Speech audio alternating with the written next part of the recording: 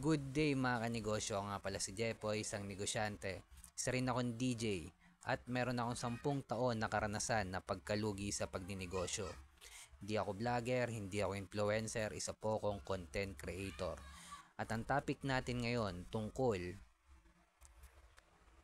kay Chatime. Siguro nakainom naman tayo ng milk tea kay Chatime mga kanegosyo or familiar tayo kay Chatime.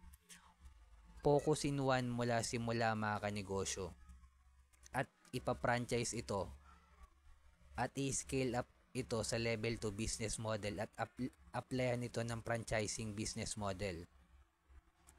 Mga kanegosyo, kung nagsisimula ka palang magnegosyo, sikapin mo mag-focus in one, hanapin yung community ng mayaman at applyan to at i-scale up to sa business level 2 business model.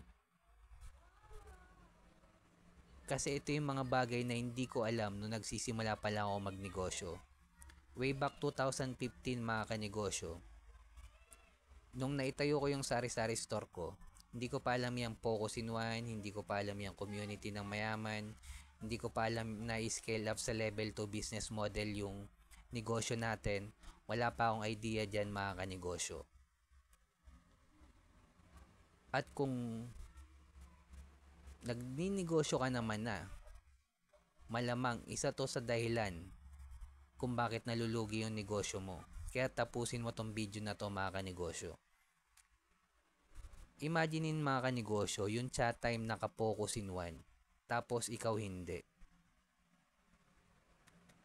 Yung may-ari ng chat time mga kanegosyo, hindi kumita sa pagbebenta mismo ng milk tea. Nagsisimula pa lang yan, talagang tilang talaga yung benta, yung mga paninda nila mga kanegosyo.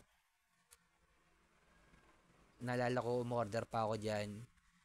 Talagang tilang talaga yung mga tinda nila. More on about tea. Siguro ngayon nadagdagan na. Pero, mga kanegosyo, yung may-ari ng chat time, hindi kumita sa literal na pagbebenta ng milk tea. Kumita sila sa pagpapa-franchise mismo nung negosyo nila. Sa franchising fee sila kumita. Imagine niyo mga kanegosyo, kumita man o hindi yung nag-franchise sa kanila, magbabayad yun ng franchising fee sa kanila. Yun yung tunay na kitaan sa mundo ng pagninegosyo mga kanegosyo. Kaya wag ka malito. Hindi habang buhay na benta, buy and sell. Kailangan mong i-scale up sa level 2 yung negosyo mo. Kasi kung hindi mo i-scale up sa level 2 yan, mamamatayan mga kanegosyo. Or mauungusan ka ng ibang negosyante.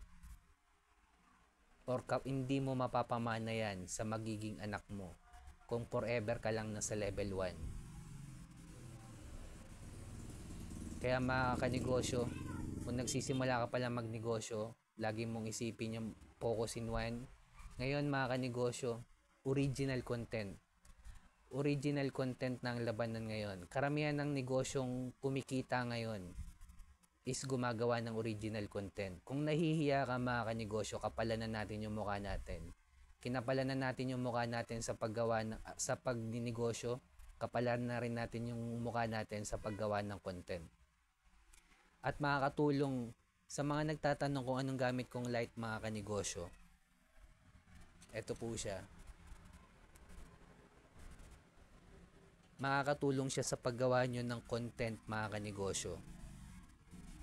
Kung matanda ka naman na at hindi mo alam yung pasikot-sikot sa social media, much better na utusan mo yung anak mong bunso, pamangkin mo, videohan ka araw-araw at i-post sa social media. At kung umabot ka sa dulo na video na to mga kanegosyo, subscribe ka naman sa akin, heart mo na rin tong video ko, comment ka lang sa baba kung may mga tanong ka. Ingat tayong lahat mga kanegosyo. Bilang negosyante, kung dumadaan tayo ng struggle, pagsubok, wag natin kalimutan mag-pray kahit ano religion natin. Peace.